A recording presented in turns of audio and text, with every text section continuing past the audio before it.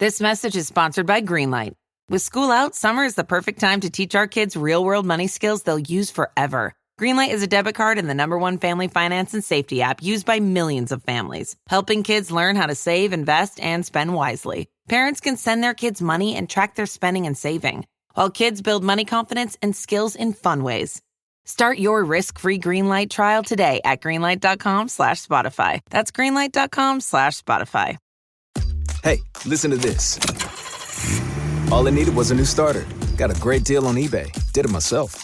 Yeah, that's cool. But how about the soft purr of an upgraded exhaust when it fits just right? For me, it's the little things, like these new windshield wipers from eBay I installed. From small fixes to big upgrades, eBay has all the parts you need at prices you'll love. Guaranteed to fit every time. eBay, things people love. Eligible items only. Exclusions apply. This episode is brought to you by Polestar. There's only one true way to experience the all-electric luxury SUV Polestar 3, and that's to take a test drive. It can go from 0 to 60 in as little as 4.8 seconds with the dynamic handling of a sports car. But to truly understand how it commands the road, you need to be behind the wheel. Up to 350 miles of range, the 3D surround sound system by Bowers & Wilkins. It's all something you have to experience to believe. So book your test drive for Polestar 3 today at polestar.com. If you went on a road trip and you didn't stop for a Big Mac or drop a crispy fry between the car seats or use your McDonald's bag as a placemat, then that wasn't a road trip. It was just a really long drive. Ba-da-ba-ba-ba. At participating McDonald's. Hey, business owners, we know you know the importance of maximizing every dollar. With the Delta SkyMiles Reserve Business American Express card, you can make your expenses work just as hard as you. From afternoon coffee runs to stocking office supplies and even team dinners, you can earn miles on all your business expenses. Plus, you can earn 110,000 bonus miles for a limited time through July 16th. The Delta SkyMiles Reserve Business Card. If you travel, you know.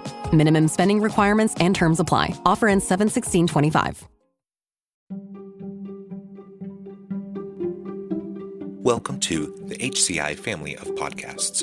We're your source for personal, professional, and organizational growth and development. We share our own original research, explore industry trends, and interview executives and thought leaders from across the globe. Join us for practitioner-oriented content around all things leadership, HR, talent management, organizational development, and change management. Maximize your personal and organizational potential with the HCI family of podcasts.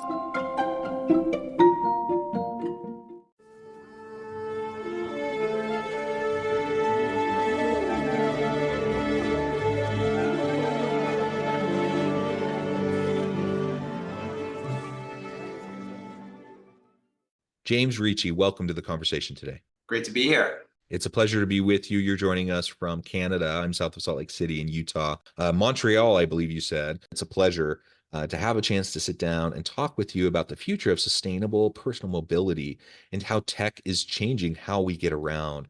Another aspect of the conversation today that I think we'll touch on is also family-run businesses and how those evolve. And the challenges and opportunities that we have, with family-run and legacy businesses. So I think this will just be a really fun conversation. As we get started, I wanted to share James' bio with everybody. James Ricci is president of the Roy Foss Automotive Group and founder of Landline e-bikes. He has 15 plus years of automotive industry experience and was named Automotive News 40 Under 40. James, anything else you would like to highlight by way of your background before we dive on in? I grew up, my grandfather started our business in 1962. We're a 60-plus-year-old, 3-generation family business. And I'd be lying if I told you that I had any goals earlier in my life of actually joining our family business. Through a roundabout series of circumstances, I graduated, postgraduate, got my master's, and found myself a couple of months later selling used cars. So it was a pretty drastic shift. So, today we're excited about our future, where we're at today. And in addition to, thinking deeply about where the future of mobility is going, I'm also passionate about, leadership within the context of legacy businesses. So that's pretty much it. Yeah, well, that's excellent. And I'll say too, just from the outset, I'm a university professor. I think the audience, people who tend to tune in on a regular basis know that. So that's my main gig, but I've always done consulting work. And I've done a decent amount of consulting, lots of tech startups and, kind of traditional larger corporations and such. I've done a number of consulting projects over the years with rapidly scaling family run businesses. And Yeah. it's been fascinating to me. So you have like multi-generational family run businesses that at one point or another, they decide either the family group decides it's time for us to grow and scale. Or maybe they bring on some outside capital group or somebody, and then they get that pressure to then grow and scale. And it is interesting to say the least as you make that transition or attempt to make that transition, and what it looks like to scale. Especially scaling is always hard, but especially within a legacy organization within a family-run business, it's challenging. So I think everything that we're going to be talking about today is going to be couched within that context of this kind of an organizational setting and dynamic, which I find fascinating. Okay, let's go ahead and dive on in and talk a little bit more about, with your experience in the automotive industry and with sustainable transportation, what have you seen over, say, the last 10 years as some of the biggest trends? And then we can start to get into like what we're doing now to to lean into these opportunities in a meaningful way. This episode is brought to you by Indeed. When your computer breaks, you don't wait for it to magically start working again. You fix the problem. So why wait to hire the people your company desperately needs? Use Indeed's sponsored jobs to hire top talent fast. And even better, you only pay for results. There's no need to wait. Speed up your hiring with a $75 sponsored job credit at Indeed.com/podcast. Terms and conditions apply. Hey, it's Ryan Reynolds here from Mint Mobile. Now, I was looking for fun ways to tell you that Mint's offer of unlimited premium wireless for $15 a month is back. So I thought it would be fun if we made $15 bills. But it turns out that's very illegal. So there goes my big idea for the commercial. Give it a try at mintmobile.com/switch. Upfront payment of $45 for 3-month plan, equivalent to $15 per month required. New customer offer for first 3 months only. Speed slow after 35 gigabytes if network's busy. Taxes and fees extra. See mintmobile.com. Starting a business can seem like a daunting task, unless you have a partner like Shopify. They have the tools you need to start and grow your business. From designing a website to marketing to selling and beyond, Shopify can help with everything you need. There's a reason millions of companies like Mattel, Heinz, and Allbirds continue to trust and use them. With Shopify on your side, turn your big business idea into... Sign up for your $1 per month trial at shopify.com/special offer. Yeah, absolutely. So there's been a lot of change, especially in this kind of post-COVID realm of the past few years. The way that I look at it is there's really what I would call 4 major trends that we're observing. The first trend is electrification, or perhaps more accurately, a shift towards more sustainable alternatives to the traditional combustion engine. So really a shift towards zero emissions. The second is the emergence of autonomous tech. Now that comes in the form of self-driving capabilities. In General Motors product, it's called Super Cruise, for example, where you can have hands-free driving on freeways, or in Canada, we call them highways.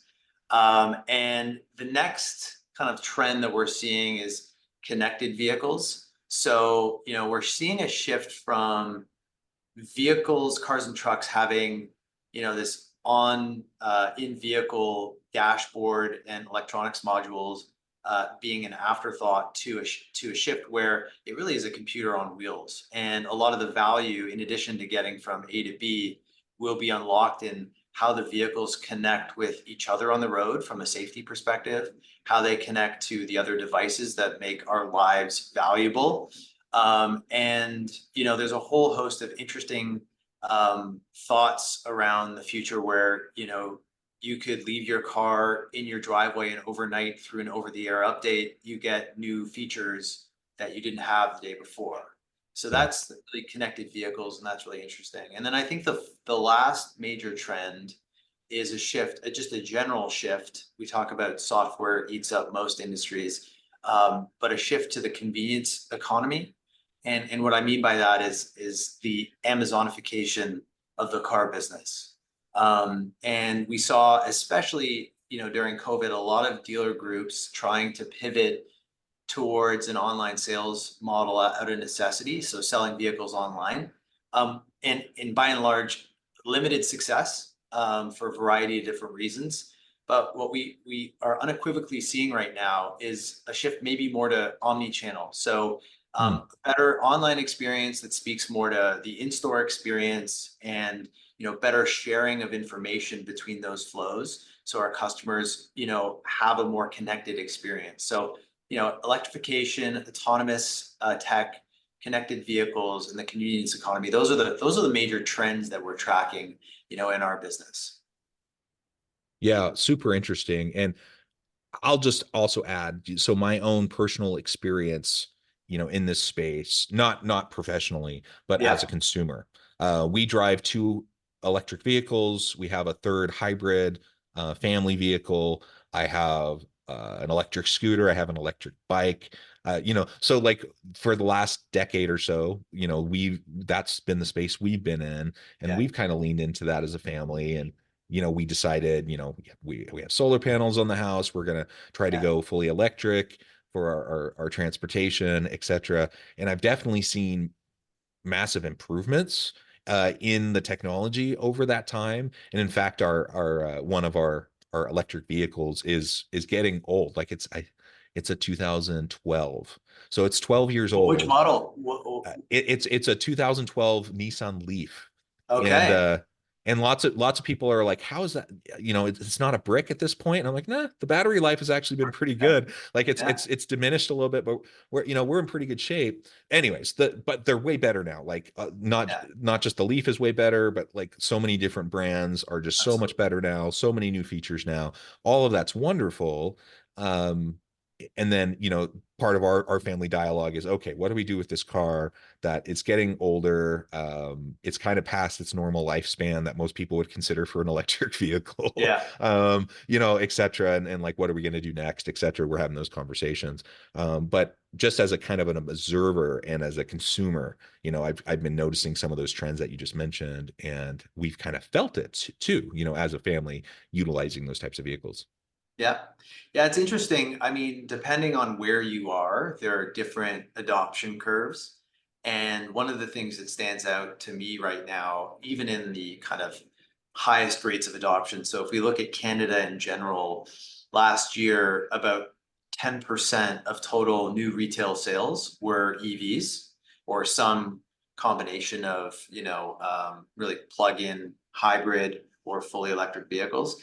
And the fact is that we've seen growth start to slow a little bit. And Yeah. what's interesting is that, in the traditional cycles of innovation, you have your early adopters. We're shifting into the early majority. And what we're seeing is an interesting shift as a lot of the manufacturers, of course, there's the traditional things, which are making sure we have great range in the new offerings that are out, making sure that the infrastructure of charging stations and uptime is great, so that people have confidence that if they're going on a road trip, that they can find a solution for themselves. But I think that part of what's changing right now is I think a lot of people are realizing these aren't spaceships, Yeah. and that they're vehicles, and they've got a different drivetrain and different form of being powered. But we need to speak the language of people that are looking at it from a more practical lens, not through the excitement of, hey, this is the newest, coolest gadget. But yeah, so I think the industry is reconciling that right now, in addition to making sure that the price point is at an affordable level where it's accessible, and the total cost of ownership makes sense for the average folks that need a car. Yeah, for sure. And I'll just, again, my own personal experience. Yeah, There are a wide range of different types of electric vehicles, absolutely. different price points. Our entry point was the Nissan Leaf. That's on the lower end, right, of the Yeah, price point. But it's been great for us, and over time, we've explored other options as well. But whatever your price point is, whatever, if you're thinking about trying to get into the space and try out an electric vehicle or a hybrid vehicle, I will say they're I think they're more reasonable now price wise than they have been before. There's lots of competition, lots of pressure on the price to keep it, within a reasonable range, especially in comparison to other vehicles. Cars generally are super expensive. So, Yeah. Yeah. that's a hard thing. But, I think there's some really great electric options that are out there. Yeah. What do you see as like, as you're now moving forward? You have this family run business, multi-generational.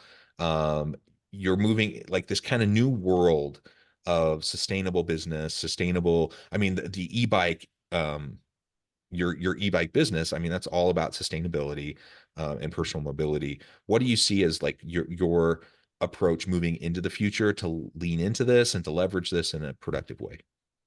Well, I think when I think about this, when our team thinks about it, I think there's a tendency to either think too long term or a tendency to think too short term. And let me Hmm. explain a little bit.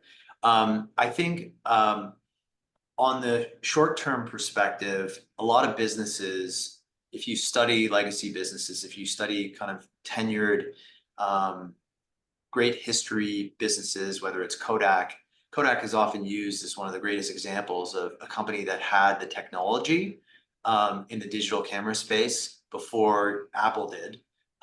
And their focus, and arguably from the perspective of the board of directors of Kodak at the time, their perspective was, hey, listen, we're making so much money on this uh, photograph production business. Our margins are high. Why would we compete against ourselves and invest and really contribute to our future demise? And so I think there's a tendency with legacy businesses. On the one hand, we have to stay in business today. We have to make sure that we're generating positive cash flows, because I think a lot of people get swept up into mass hysteria of investing in the newest trend or investing in, whatever is getting a lot of attention, to the neglect of, hey, listen, we still have this core business of, ICE vehicles that need to be sold, and we've got customers that have that as a preference. And yet at the same time, we have to think about, okay, well, what are the next 5, 10, 15 years? What are some of the possibilities? And so, for example, our investment and my starting of Landline was, post COVID, this huge surge in micromobility, e-bikes and smaller forms of, smaller than cars. We saw a great opportunity to say, hey, listen, we know the mobility space, we don't really know this other space, but let's take a bet on this. It's not going to be existential, but it's going to get us into a new part of the business, and it's going to allow us to put some resources to an idea of what could take off. And so that's kind of how we're approaching it. There's a lot of different trends and opportunities that we're interested in. For example, on the alternatives, traditionally when you buy a vehicle, you either buy it or you finance it or you lease it. There's an emerging trend of, subscription or fractional ownership. And so we're looking at different ways, just in talks with 3 different companies that we could either collaborate with or partner with or invest in. So we're very much of this opinion, focus on being exceptional on the core today, but we need to be putting time towards thinking about, okay, are there businesses that we could collaborate with? Who's running this? Like being dialed into where the industry is going. And so that's constantly a juggling act. I think the other challenge we have to figure out is not pursuing too many different things. So being creative and being willing to risk things. Jim Collins, the writer, talks about the undisciplined pursuit of more.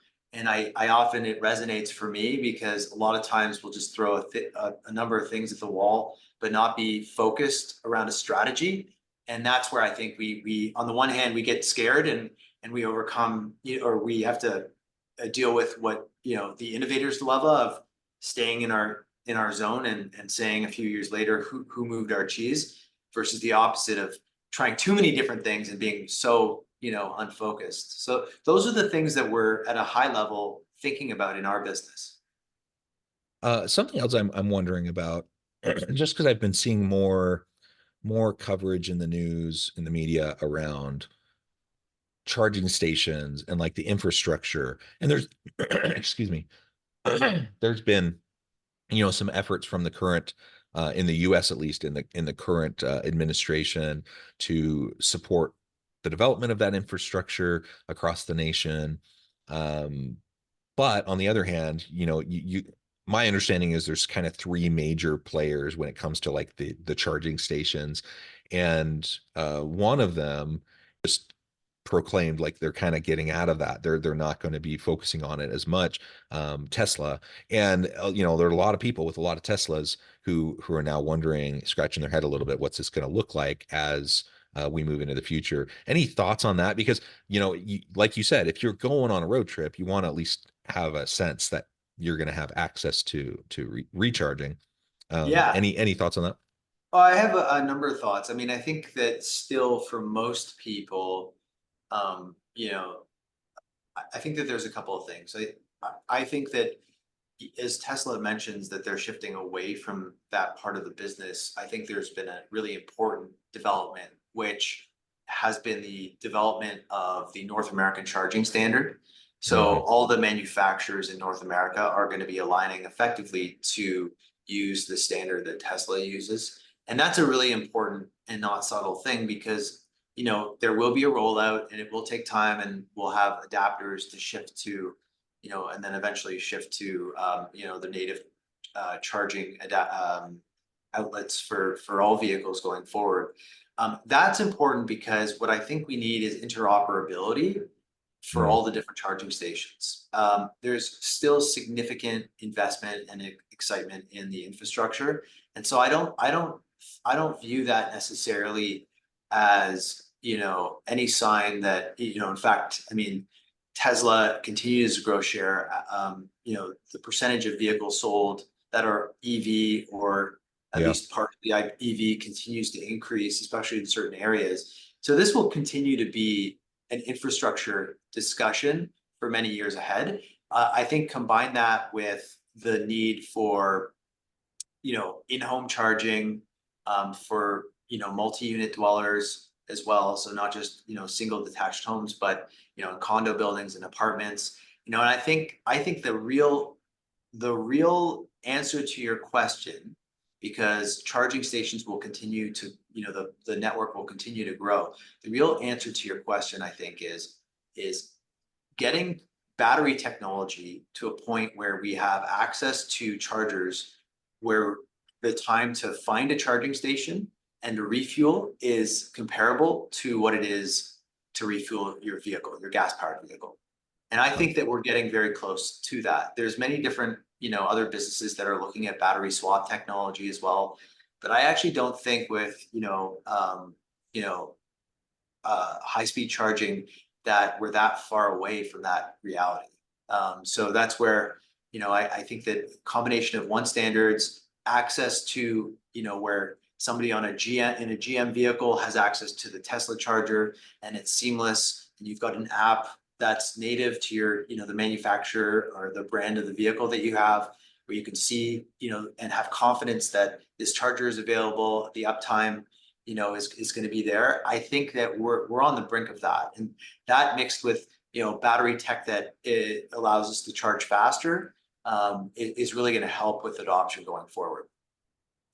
Yeah, well, that is super cool. I'm excited for that, and I'm excited for what the future holds, personally as a consumer, but also, as I just look at the business case of all of this, and in the environmental case, it's just super fascinating, multi-pronged kind of benefits, I think, of how we do this. As we start to wrap up, any final thoughts around your particular challenges and opportunities as they relate back to being a multi-generational family-run business and a legacy business?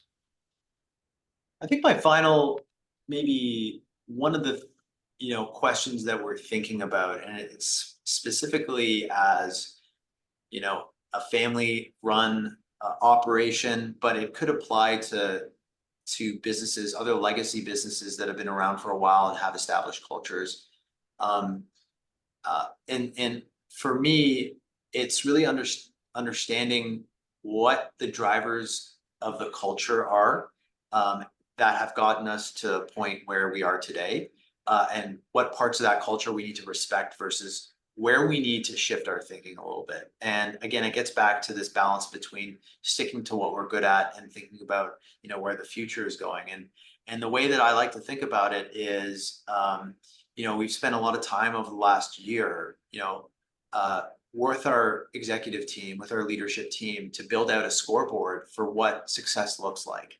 And we've called them, in our case, the FOSS pillars. And there's 5 dimensions. There's the customer, there's the employee, there's the business, there's the future, and there's just operational success. And all of these are part of our future growth plans. And so often we just focus on the monthly P&L, so a profit and loss statement, or the financial metrics. But by allowing us to kind of clarify and define those pillars, we're kind of broadening the scope of what success looks like.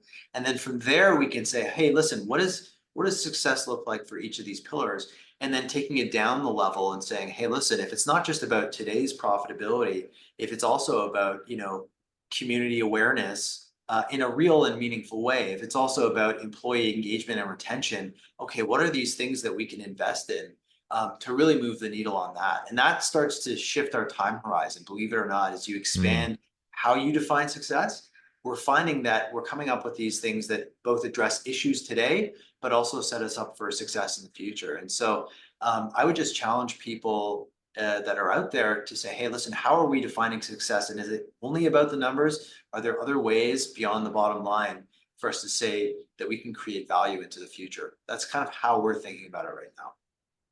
Yeah. I love it. James, this has just been a really great conversation. I know at the time I need to let you go, but before we wrap up, I just wanted to give you a chance to share with the audience how they can connect with you, find out more about your work, your team. I know you just gave us a really great kind of final thought, but if there's any other final word that you have on the topic for today, and then we'll wrap up. Yeah, I would say the best place to get a hold of me is on LinkedIn at linkedin.com/James Ricci. I would love to kind of connect with people who are thinking about, leadership, and specifically in the context of, legacy businesses, people who are thinking about entrepreneurship. We also like to pride ourselves on maybe evolved leadership practices, things that may seem a little bit out there. So I'm kind of trying to build more of a community of collaborators within that space. So LinkedIn would be a great spot. I'm also on Substack under my own name as well. And so those are the best places to find me. Wonderful. James, thank you so much. It's been a real pleasure. I encourage the audience to reach out, get connected, find out more about what James can do for you. Check out his LinkedIn, check out the company page, all the really cool stuff. Get connected. And as always, I hope everyone can stay healthy and safe, that you can find meaning and purpose at work each and every day. And I hope you all have a great week.